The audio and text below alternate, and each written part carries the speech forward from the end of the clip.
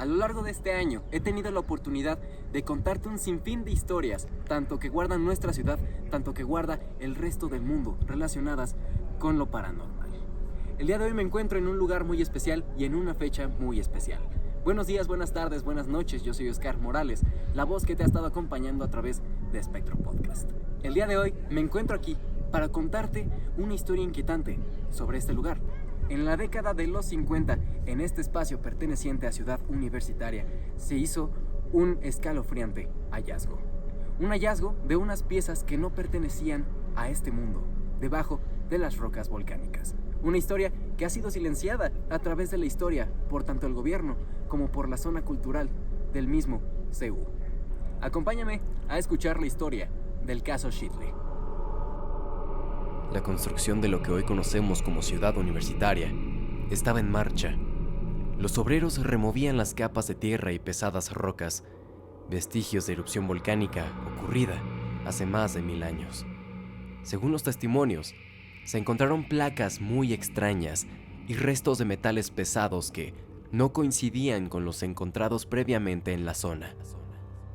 Estábamos cavando, era tierra dura, era una tierra de color negro. La pala golpeó algo, sonó raro como una placa de metal, pero no era normal. Parecía derretido como si algo lo hubiera fundido desde dentro. Luego encontramos más y más. Eran unos pedazos, unas placas con símbolos que nadie reconocía. El capataz nos dijo que no dijéramos nada y que siguiéramos con el trabajo porque era mucho.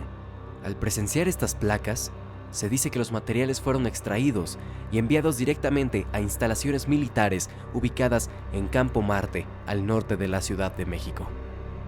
Lo que más inquieta es que hubo una historia sobre un teniente militar que, acorde a la leyenda, sufrió un colapso repentino al tocar uno de los artefactos, como si le hubiera caído un rayo.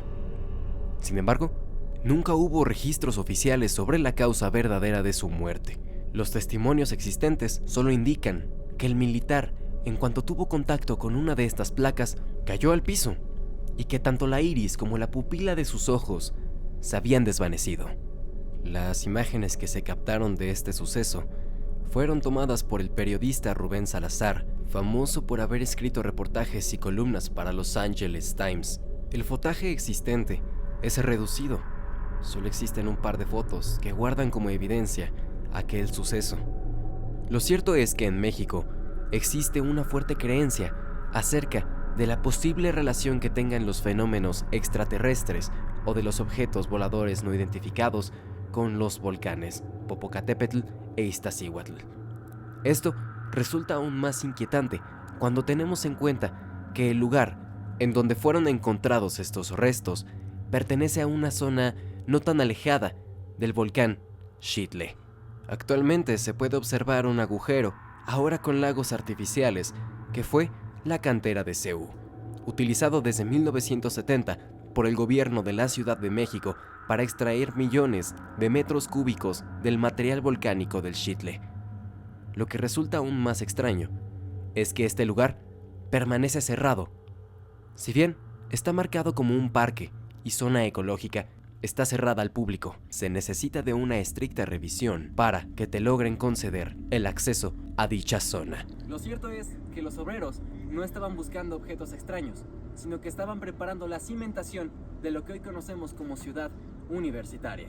Sin embargo, la existencia de rocas abundantes en la zona deja en duda si hay algún rastro de lo que encontraron en esa ocasión hoy en día.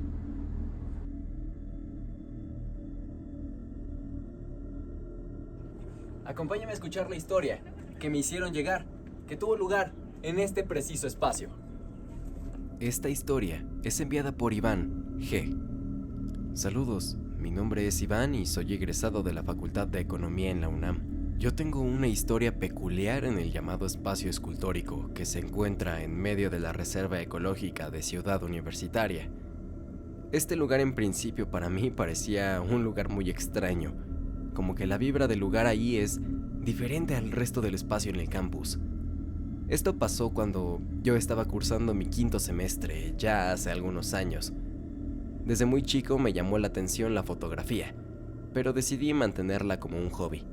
En aquella ocasión fui a fotografiar a unos amigos que cumplían 1 año en su relación y querían unas fotos con cámara profesional, así que me presté para tomar dichas fotografías. El espacio es bastante grande y no era tan tarde realmente, puesto que cierran antes de que el cielo se oscurezca. Eran aproximadamente las 2 o 3 de la tarde, y en el lugar solo había un guardia en la entrada, además de nosotros al interior. Estuvimos como 20 minutos ajustando la cámara y encontrando el lugar perfecto con buena iluminación. Y esto que estoy a punto de contar realmente fue a los pocos minutos de que comencé a trabajar en las fotos. Recuerdo que era una toma en la que yo me tenía que agachar. En ese momento, en cuanto mi rodilla tocó el piso, pude sentir como una pequeña mano tocó mi tobillo derecho, sobre el que estaba recargado. Esto me hizo voltear al instante, puesto que creí que era algún animal que andaba por el lugar, pero cuando volteé no había nada ni nadie. Incluso mis amigos me preguntaron que si estaba bien porque vieron mi reacción bastante desesperada. Les dije que sí, que algo probablemente me había picado, quizá un insecto. Seguimos con la sesión, pero yo tenía un sentimiento muy extraño, pues a pesar de que no había nadie en el lugar, yo me sentía observado. Tomamos un par de fotos más y se los hice saber. Oigan, ¿ustedes no sienten como que nos están viendo? Ellos se miraron entre sí y negaron con la cabeza. Terminó la sesión y recogí el equipo que traía. Era un tripié, tampoco traía demasiados objetos. Fue en el momento en el que yo estaba guardando dicho material que al fondo pude ver entre 2 prismas a una pequeña cabeza. Troné la boca, me tallé los ojos, volví a ver al mismo punto y ya no había nada. Yo les juro que vi la cabeza de una persona pequeña, quizá un niño, o bueno, no sé. No se los hice saber a mis amigos en el momento, y a mí me dio mucho miedo ir a averiguar, así que hasta allí lo dejé. No sé describir bien qué fue lo que vi, pero siempre es una buena historia para contar cuando converso sobre anécdotas que tienen que ver con lo paranormal. Iván, muchísimas gracias por enviar tu historia a Espectro Podcast. Recuerda, persona que me estás escuchando, que tú también puedes hacer llegar tu testimonio a través de mi correo electrónico espectropodcast@gmail.com, espectro con K, o también lo puedes compartir en los comentarios de YouTube. Vamos con la siguiente historia de este capítulo tan especial. La historia que estoy a punto de compartirte es otra de las más resonadas en toda ciudad universitaria. Esta historia es relatada por la cuenta de Twitter El Mario, dentro de la pandemia. Él afirma, como estudiante de psicología, haber vivido un exorcismo adentro de las aulas, hacia una de sus compañeras. Una práctica que termina siendo supersticiosa, teniendo en cuenta el lugar en el que se dio. Acompáñame a escuchar la historia. Intentaré relatar desde mi perspectiva todo lo ocurrido. Esto pasó en mi 2º semestre de carrera en la licenciatura de psicología. Recuerdo que fue un viernes en mi última clase de aproximaciones al proceso de salud de enfermedad. El grupo era relativamente grande. Ese día estábamos exponiendo y justo mi equipo estaba a punto de iniciar. Fue en ese preciso momento que uno de los compañeros se levantó y comenzó a hablar con otra compañera. La profesora, al percatarse de esto, atendió con atención, preguntando si todo se encontraba bien. Allí empezó todo el episodio. Modificaré los nombres con la finalidad de proteger a los demás. Entre todo el ruido que había en el salón, escuché un... Es Jimena, no se siente bien. Algo le está pasando.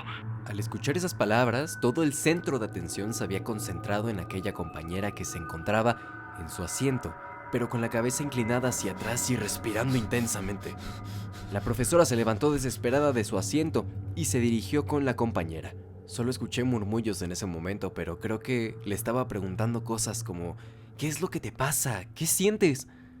Lo siguiente que recuerdo es un grito, y enseguida el sonido que hizo Jimena tras azotar su silla bruscamente, y un par de segundos después, ella convulsionando en el piso. Al terminar el ataque, una risa salió de la boca de Jimena, pero no era la suya. Era una risa grave, pero de inmediato en tono de burla dijo: María, el Señor no te salvará. Después de decir eso, ella quedó inconsciente en la losa. Todo el mundo salimos del salón. Todos estábamos muy asustados y confundidos con lo que acababa de pasar. Con los compañeros comenzamos a hablar de lo que habría podido pasar. Lo más obvio, y sin irnos a cosas supersticiosas, era que Jimena sufría de alguna condición. Eventualmente nos acercamos a la profesora, que aún estaba con la compañera en el salón. Queríamos saber si era necesario que llamáramos a la ambulancia, pero su respuesta nos dejó aún más inquietos. Necesito 6 personas que me ayuden con su compañera, pero que tengan su fe firme, que crean en algo superior. Todos allí nos extrañamos, pero particularmente me sentía muy asustado. Pero pensé que si pasaba a ayudar a Jimena, desmitificaría o racionalizaría lo que estaba pasando. Además de que la chica me caía bien de verdad y realmente quería ayudar. Aunque debí haberme alejado tras escuchar la palabra fe. Nos juntó a las 6 personas y nos dijo que deberíamos de estar listos para lo que íbamos a ver. Entramos y Jimena estaba sobre la losa, totalmente inconsciente. Solo se podía escuchar su respiración. Nos colocó a las 6 personas alrededor de ella, formando lo que la profesora describió como un escudo. Posteriormente comenzó a hablar y provocó que Jimena despertara. No miento cuando digo que Jimena habló con un tono de voz diferente, mientras le respondía a la profesora. Una voz con un tono agudo e infantil. La profesora le decía que ¿por qué había regresado? Que debía dejar a Jimena en paz. Esta otra entidad comenzó a reír y decía que nunca se había ido, que Jimena quería que se quedara. En ese momento, décadas de información científica comenzaron a hacer eco en mi cabeza, al mismo tiempo que me moría de miedo. No podía creer lo que estaba presenciando. La profesora seguía refiriéndose a esta otra entidad externa, cuando de pronto Jimena se arrastró por el piso hasta los pies de un compañero, para decirle con la voz que habíamos escuchado hace un rato: No sé qué haces aquí. Tú no tienes fe. El Señor no te protegerá si no crees en Él. Francamente, yo ya no quería estar allí. El miedo es la manera más fácil de caer en lo irracional, y lo que pasó después no ayudó en nada. La profesora siguió hablando, pero ahora nos pidió que rezáramos un Padre Nuestro en voz alta, a lo que Jimena reaccionó gritando y golpeándose la cabeza contra el piso. Tras todo esto, Jimena parecía recobrar la conciencia y hasta su tono de voz volvió al normal. Cuando ella estaba incorporándose, paramédicos de la UNAM entraron y la atendieron, pidiendo que nos retiráramos. ¿Qué acababa de pasar? Las 6 personas que habíamos entrado teníamos la misma expresión de espanto. La gente se empezó a dispersar, pero yo decidí esperarme. Estaba demasiado consternado como para irme. Esperé a que la profesora dejara de hablar con el directivo y le pregunté qué era lo que había pasado. Su explicación no hizo nada más que confundirme más. Las personas tienen una capa de energía en su cuerpo y a veces esta capa se rompe y energía ajena entra y provoca daños. A Jimena le pasó eso y yo ya la había estudiado. Lo trabajé con ella, pero hoy pasó esto. Ese día lo recuerdo como uno de los peores de mi vida. Tuve mucho miedo y la ansiedad estaba controlando mi cuerpo. No acepto que aquello que vivimos, esas 6 personas, realmente haya sido lo que creo que fue. Nuestra ciencia existe para que ya no se crea o se haga lo que pasó en aquel salón. Sin embargo, los recuerdos de esa tarde me acompañarán por siempre. Por favor, en caso de una situación crítica, actúen con base en lo indicado clínicamente. Tiempo después de que la historia se viralizó en redes sociales, compañeros de la Facultad de Psicología compartieron sus testimonios.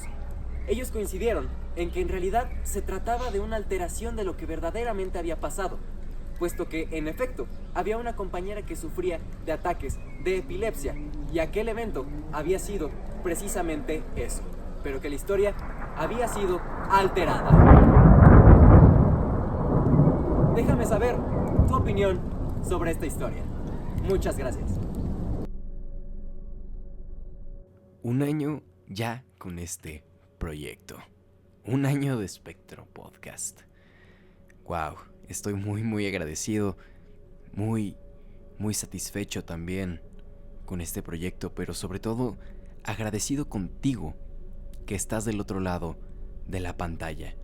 Agradecido también con los invitados que he tenido, con las personas que dejan su like, que dejan su comentario, que comparten las historias con sus amigos, con ustedes, oyentes. Este proyecto no sería nada sin ustedes. Este proyecto es por y para ustedes. Quiero que lo entiendan así. Quiero que sepan que este espacio también es algo suyo, algo en lo que pueden entrar, algo en lo que pueden aportar cuando ustedes quieran.